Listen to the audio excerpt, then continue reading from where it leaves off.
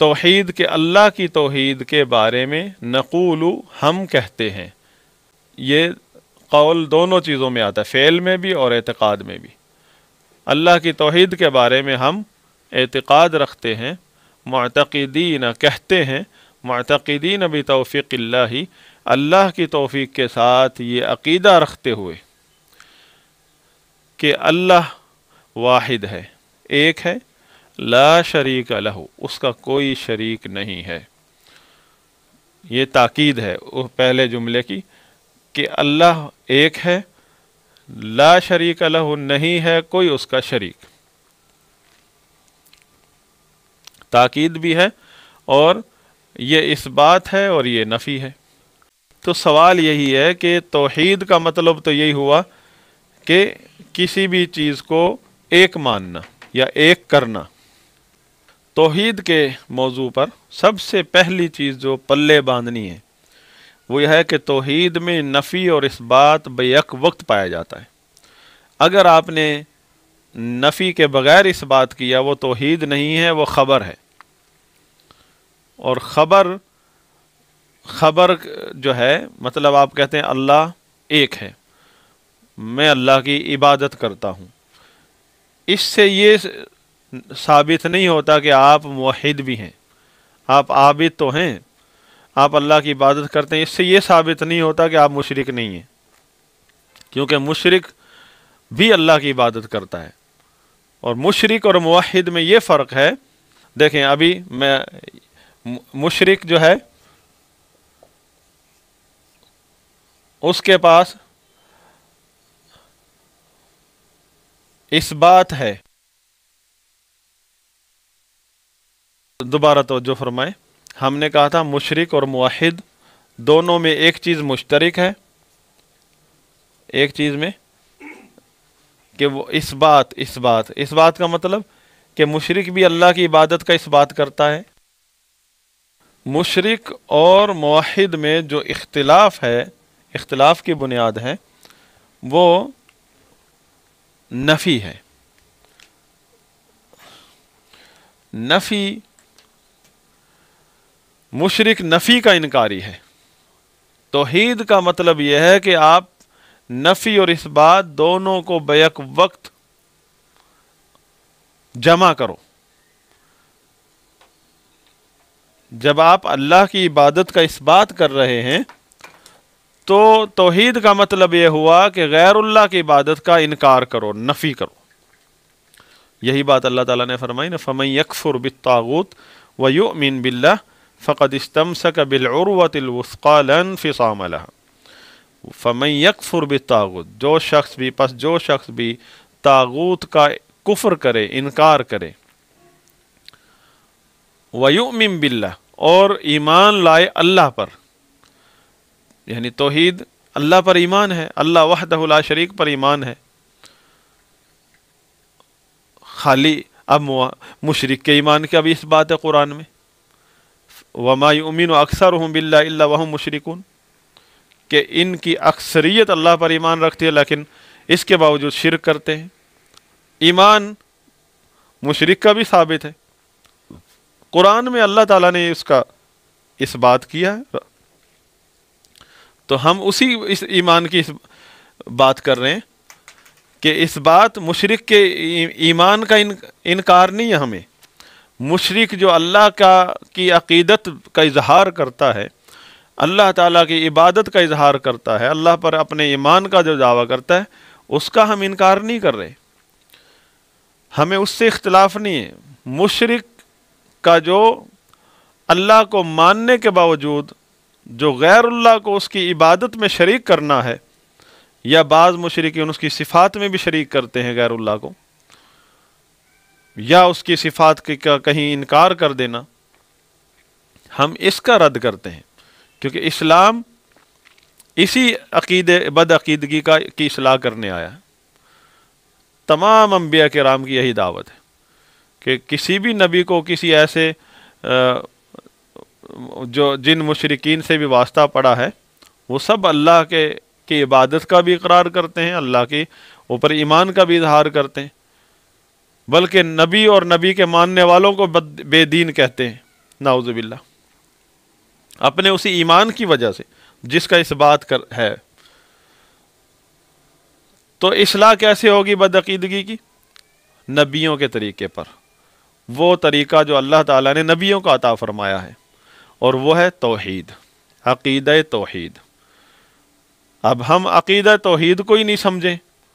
हमारे कितने दाई हैं, वो उलमा हैं जो अकीदा तौहीद को यूँ समझते हैं कि शायद ये मेड इन सऊदीया है, या ज़्यादा से ज़्यादा ये शेखुल इस्लाम इब्न तैमिया की इजाद है, नाउज़ु बिल्लाह। कोई भाई इब्न तैमिया रहमहुल्लाह 8वीं सदी के हैं, और अकीदा तौहीद वो है रसूलुल्लाह सल्लल्लाहु अलैहि वसल्लम की दावत का दावत है।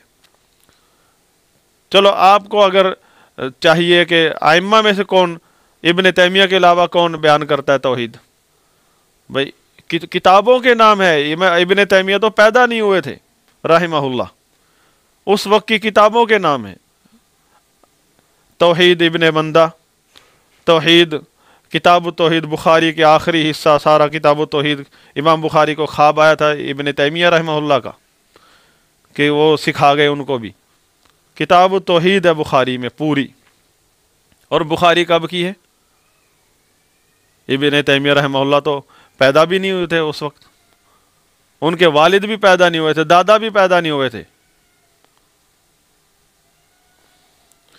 फिर पिछली क्लास में हमने इस पर काफ़ी बात की थी। तो सबसे पहला नुक्ता यह है कि तौहीद और शिरक में क्या फ़र्क है, और फिर मुशरिक और मुवाहिद का फ़र्क। सबसे इससे भी पहले हम पहले तौहीद को समझेंगे, क्योंकि तौहीद अरबी लफ्ज़, अरबी ज़ुबान का लफ्ज़ है। अब आपको वहाबी बुरे लगते हैं, लेकिन आप इस लफ्ज़ की तो तहकीक कीजिए, लफ्ज़ क्या है ये? क्या इस लफ्ज़ में अगर फ़र्ज़ करें कि जैसे बाज़ लोग समझते हैं कि ये बाद में किसी ने ईजाद किया है, फ़र्ज़ करें बाद में आ गया है बतौर इस्तिलाह, फिर भी इसका माना और इसकी इस इस्तिलाह पर आप गौर फरमाएं। क्या यह नबी सल्लल्लाहु अलैहि वसल्लम की दावत, तमाम अंबिया की दावत, तमाम अंबिया किराम की दावत यही नहीं है? लफ्ज़ तौहीद पे हम जब गौर करते हैं, जब डिक्शनरी में जाते हैं, ग्रामर में जाते हैं, इस लफ्ज़ की के इश्तिक़ाक़ की तरफ जाते हैं, तसरीफ़ की तरफ जाते हैं, तो पता चलता है कि अरबी ज़ुबान में तौहीद जो है तो ये वहदानियत से रिलेटेड है, वहद युवहिदु तौहीदन। लेकिन ये कब बोला जाएगा?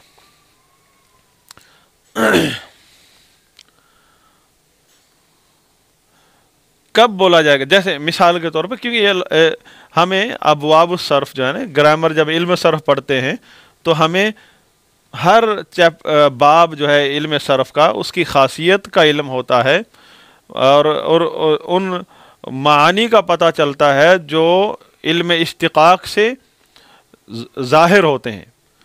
मसलन आप कहते हैं क़ातला अल मुस्लिमूना,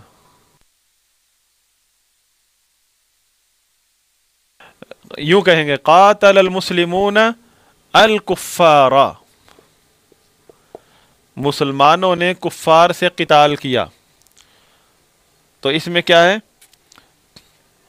इसका मतलब ये उस वक्त बोलेंगे जब कुफ़ार मुसलमानों से लड़ रहे थे और मुसलमान कुफ़ार से, दोनों तरफ से लड़ाई जा रही थी।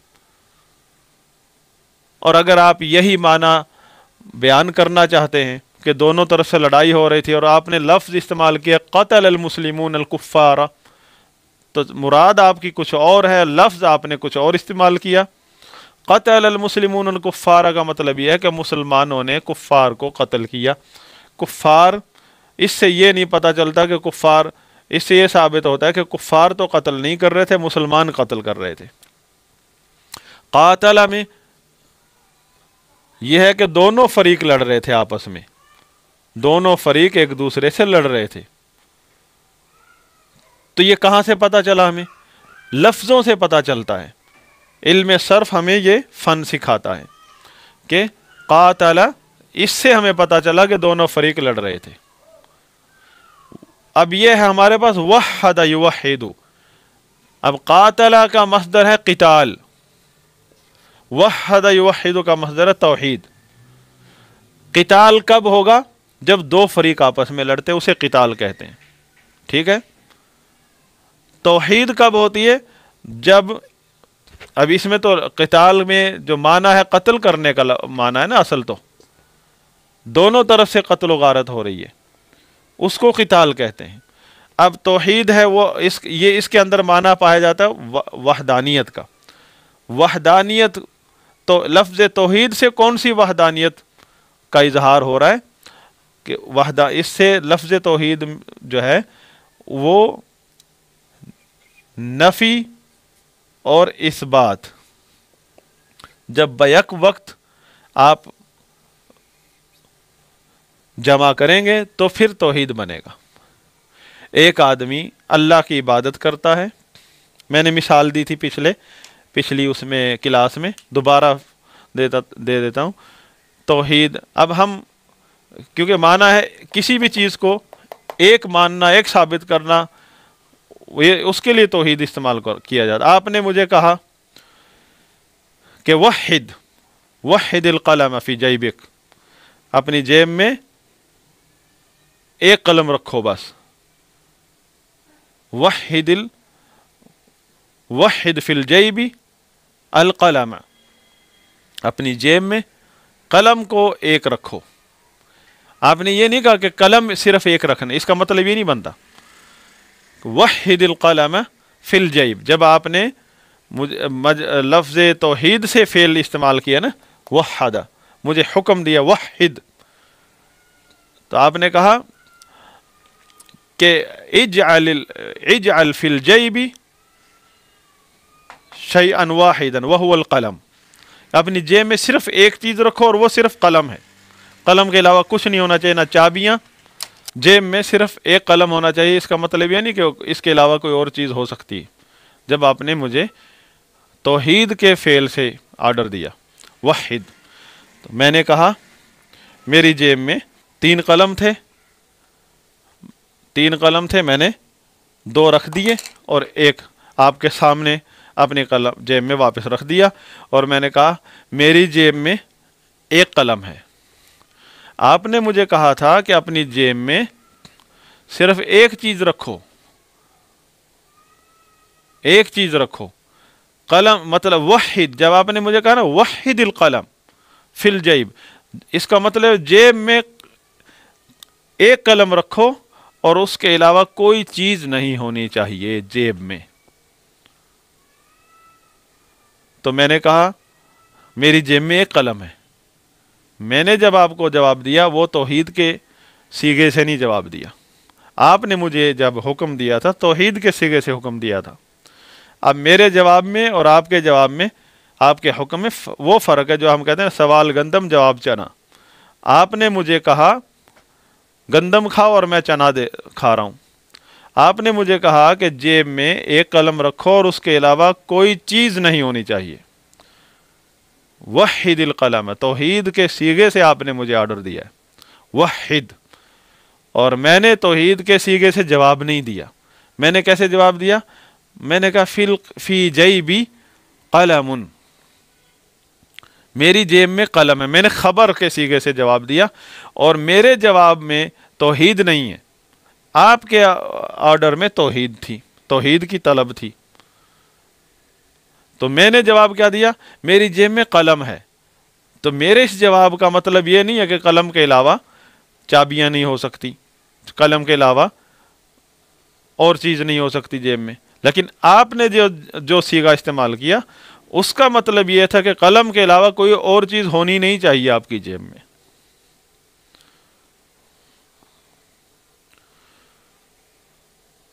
تو میں نے جس صیغے سے جواب دیا اس میں وہ توحید کا صیغہ نہیں تھا، اور ہم سے توحید کا مطالبہ کیا جا رہا ہے۔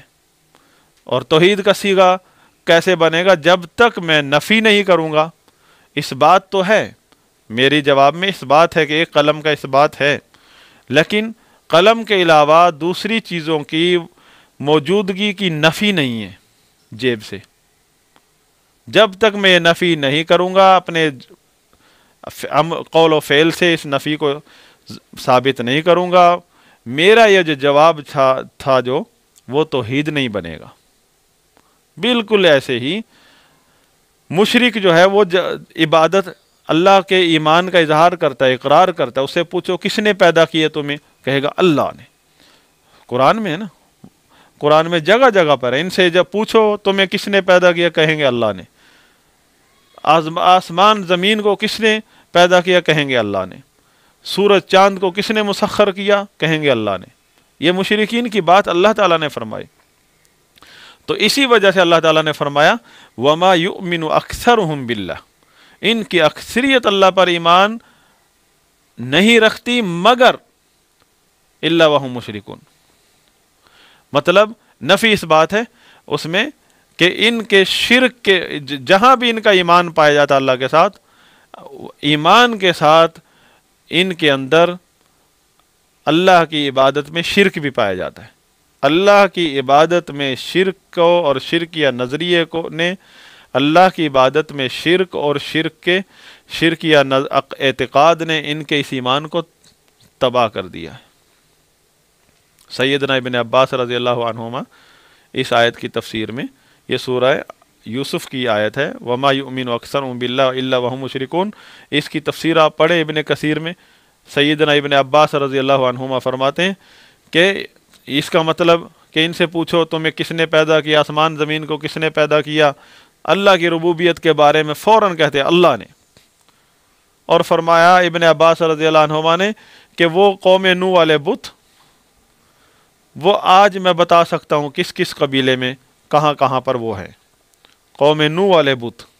تو یہ مشرک کے اندر یہ چیز ہے کہ وہ نفی کا انکاری ہے، اسے تکلیف ہوتی ہے نفی سے، کیونکہ نبی صلی اللہ علیہ وسلم ان کو جو بات کر رہے تھے اللہ کی طرف بلا رہے تھے نا، اللہ کی طرف بلانے سے ان کو تکلیف نہیں تھی، تکلیف تھی نبی صلی اللہ علیہ وسلم کی توحید سے، کہ نبی صلی اللہ علیہ وسلم اللہ کی بات کرنے سے پہلے کہتے تھے لا الہ، نفی کی بات کرتے تھے۔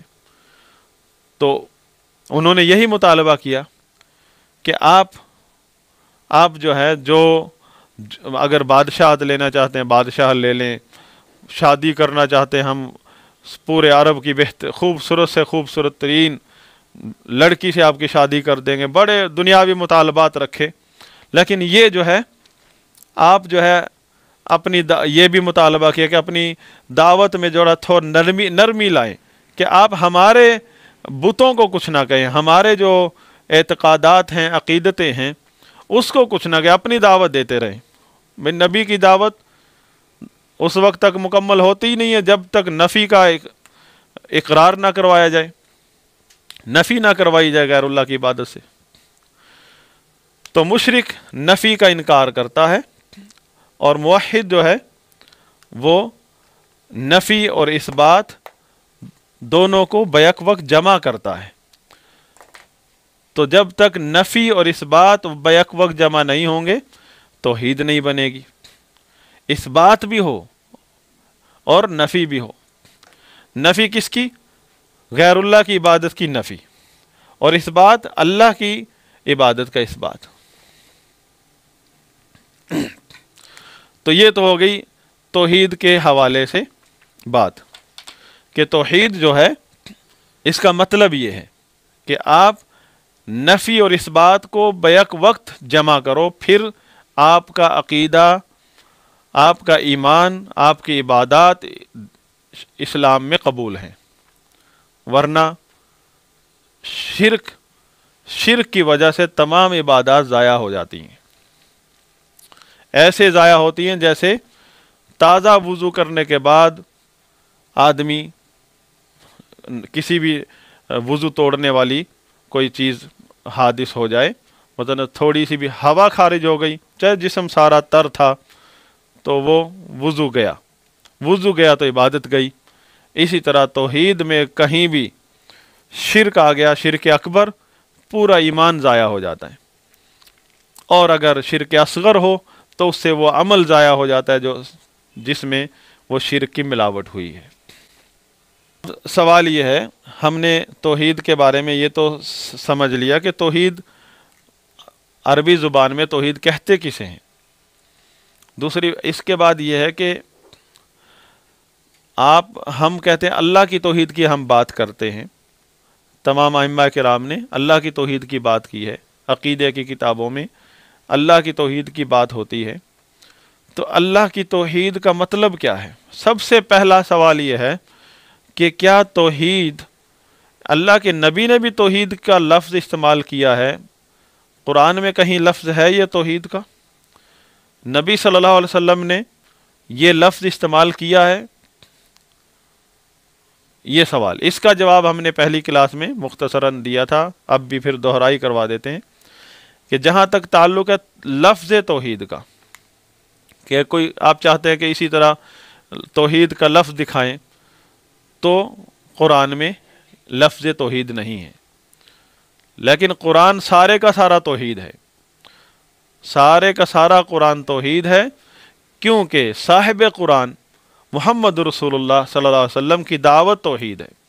آپ صلی اللہ علیہ وسلم اپنے صحابہ کو جب بھیجتے تھے تو یہی تلقین فرماتے تھے کہ لوگوں کو توحید کی طرف بلاؤ، اللہ کی توحید کی طرف بلاؤ۔ نبی صلی اللہ علیہ وسلم نے توحید کا حکم دیا ہے، اسی توحید کا حکم دیا ہے۔ نبی صلی اللہ علیہ وسلم نے معاذ بن جبل رضی اللہ عنہ کو جب بھیجا یمن، یہ بخاری شریف کی حدیث ہے، بخاری مسلم کی کتاب الایمان میں ہے کہ نبی صلی اللہ علیہ وسلم نے جب معاذ بن جبل رضی اللہ عنہ کو یمن کا گورنر بھی بنایا اور وہاں کا معلم داعی بھی بنایا، تو اس وقت آپ صلی اللہ علیہ وسلم کے الفاظ تھے اِنَّكَ تَأْتِي لَتَأْتِي قَوْمًا، کہ تم ایک ایسی قوم کے پاس جا رہے ہو، اہل کتاب، جو کہ اہل کتاب ہیں۔ یمن فتح ہوا، وہاں سب یہود و نصارہ تھے، اہل کتاب تھے۔ اب اہل کتاب کو تو بڑا فخر تھا اپنے کہ ہمارے پاس علم ہے، اللہ کی کتاب کا علم ہے، ہمارے پاس نبی کی تعلیمات ہیں سابقہ نبیوں کی۔ اب ان لوگوں کو دعوت کیسے دیں گے ہم جو پہلے سے ہی دین کا دعویٰ کرتے ہیں؟ اب یہاں سے ہمارے لیے بھی ہم جو معلم ہیں یا داعی ہیں، خطیب ہیں، جو دیندار طبقہ ہے ہمارا مسلمانوں کا، ہم ہر آدمی دین کا جذبہ رکھتا ہے، پورے ملک میں دیکھ لیں، چاہے وہ بدعت پر لگا ہو، اس میں بھی دین کا جذبہ ہے کہ وہ دین پھیلانا چاہتا ہے۔ تو اس میں ہم سب کے لیے سبق ہے کہ نبی صلی اللہ علیہ وسلم نے خبردار کیا معاذ بن جبل رضی اللہ عنہ کو کہ جہاں آپ جا رہے ہیں وہاں کے لوگ اہل کتاب ہیں، یعنی پہلے سے وہ دین کا دعویٰ کرتے ہیں اور دین کے بارے میں ان کے پاس کافی معلومات ہیں۔ کہ دیکھا نا، کئی دفعہ نبی صلی اللہ علیہ وسلم کے پاس آتے تھے یہودی، پوچھتے تھے، سوال کرتے تھے، پھر تصدیق کرتے تھے کہ ہاں ہاں ہم بھی یہی مانتے ہیں، آخرت کے بارے میں سوال کرتے تھے، وہ پہلے سے ان کے پاس علم تھا ان چیزوں کا۔ تو اب ایسے لوگوں کو کیا دعوت دینی؟ نبی صلی اللہ علیہ وسلم نے فرمایا انہیں کہنا فَلْيَكُنْ أَوَّلَ مَا تَدْعُوهُمْ إِلَيْهِ شَهَادَةُ أَن لَا إِلَهَ إِلَّا اللَّهُ وَأَنَّ مُحَمَّدٌ رَسُولُ اللَّهِ۔ دو چیزیں، صرف لا الہ الا اللہ کی بات نہیں کی، لا الہ الا اللہ محمد الرسول اللہ، سب سے پہلی چیز جس کی طرف آپ نے ان لوگوں کو دعوت دینی ہے، فَلْيَكُنْ أَوَّلَ مَا تَدْعُوهُمْ إِلَيْهِ أَن يُوَحِّدُوا اللَّهَ۔ ایک روایت میں یہ الفاظ ہیں کہ أَن يُوَحِّدُوا اللَّهَ، أَن يُوَحِّدُوا اللَّهَ یہ جو ہے عربی کا لفظ ہے، ہم نے ابھی تھوڑی دیر پہلے وضاحت کی تھی کہ وحد یوحد سے ہے، أن يُوَحِّدُوا اللَّهَ، یہ نبی صلی اللہ علیہ وسلم کے الفاظ ہیں، فَلْيَكُنْ أَوَّلَ مَا تَدْعُوهُمْ إِلَيْهِ أَن يُوَحِّدُوا اللَّهَ۔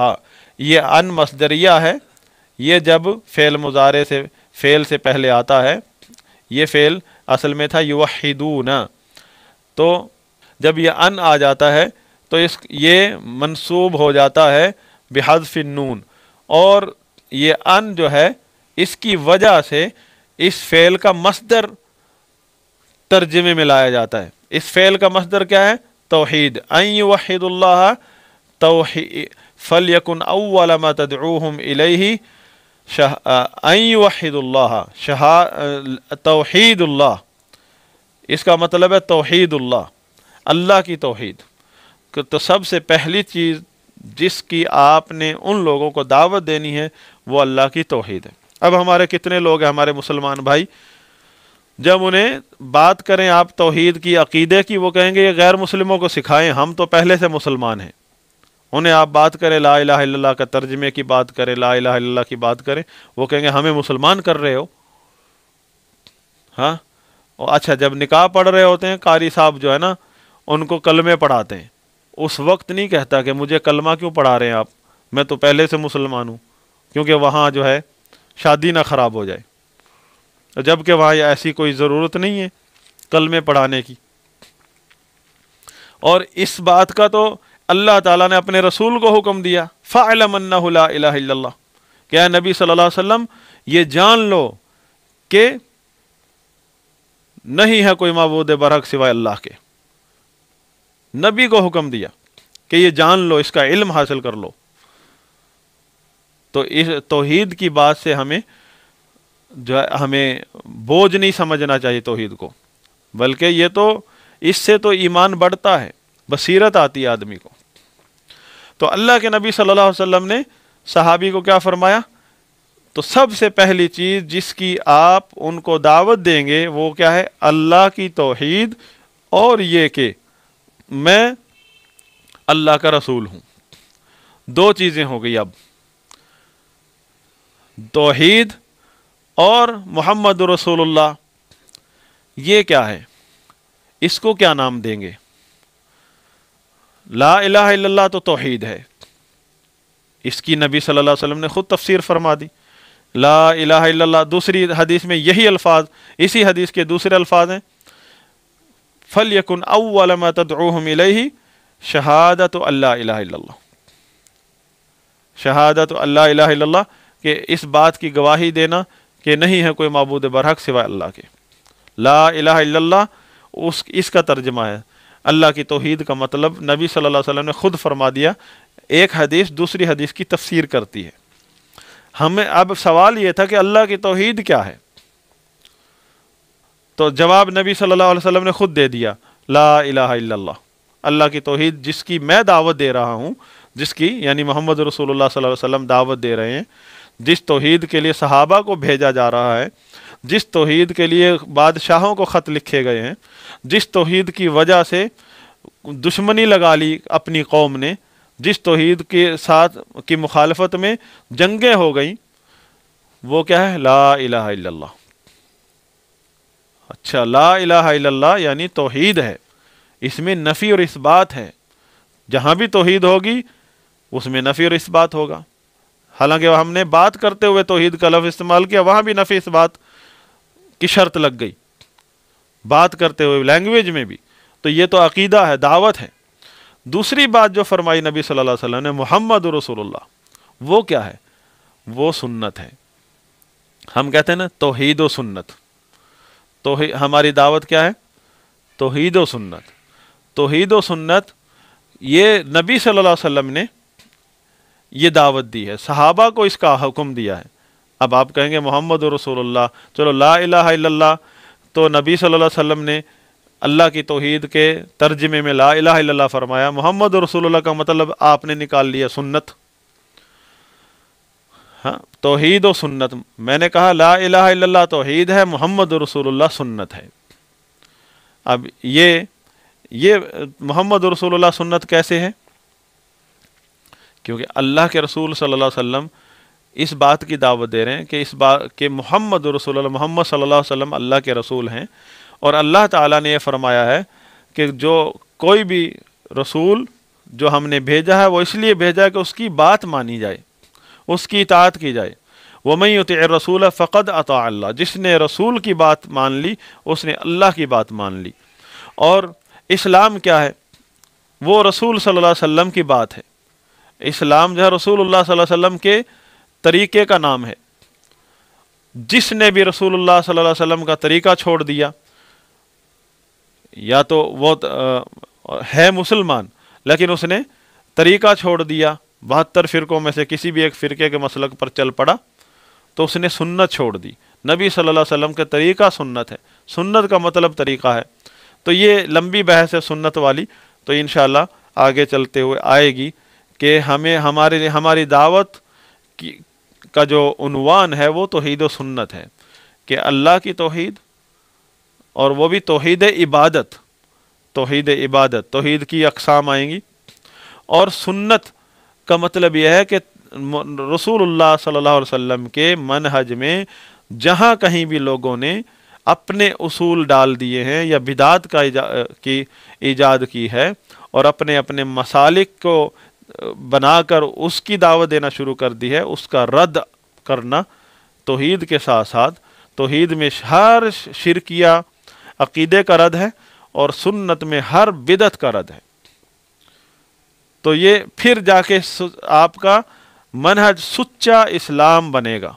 खाली ये कहने से नहीं, जो हुआ सम्माकुमुल मुस्लिमीन, हम तो मुसलमान हैं, कुछ नहीं है, खाली ये कहने से आप साफ पाक साफ नहीं हो जाएंगे। हाँ जी, अपने बस मैं जी कुछ लोगों ने ये दावा शुरू किया कि जी कुछ ना कहो अपने आप को, ना अहले हदीस कहो, ना अहले सुन्नत को, ना कुछ कहो, और क्या कुछ ना कहने से आपकी सफाई हो जाएगी। हाँ, कुछ ना कहने से आप, मैं तो मुसलमान, अब कादियानी भी कहता मैं मुसलमान हूँ, तो उससे वो मुसलमान हो जाएगा। कादियानी को तो हम कादियानी कहेंगे। एक आदमी खारजियों का अकीदा रखता है, वो भी कहता है कुछ ना कहो अपने आप को, कुछ ना कहो, किसी को खारजी ना कहो। वो तो इसलिए कह रहा है कि मैं अगर ये हकीकत बयान करने लग जाएंगे तो मैं बेनकाब हो जाऊंगा, इसलिए वो दावा देता है कुछ ना कहो, किसी को कुछ ना कहो। भी किसी को कुछ नहीं कहेंगे तो अब किस तरह पता चलेगा ये खारजी है, कल हमें धमाका करके मार दे, खुदकश हमला करके। हाँ, वो भी मुसलमान, अपने आप को मुसलमान कहता है, हम तो उसे भी मुसलमान मानते हैं, लेकिन है वो खारजी। एक राफजी है, सीने में उसके सहाबा का, अहले नबी सल्लल्लाहु अलैहि वसल्लम की गुस्ताखियाँ और नबी सल्लल्लाहु अलैहि वसल्लम के अज़वाज मुतहरात पर गंदा अकीदा भरा हुआ है। वो भी कहता है मैं मुसलमान हूँ, कुछ ना कहो, किसी को कुछ ना कहो।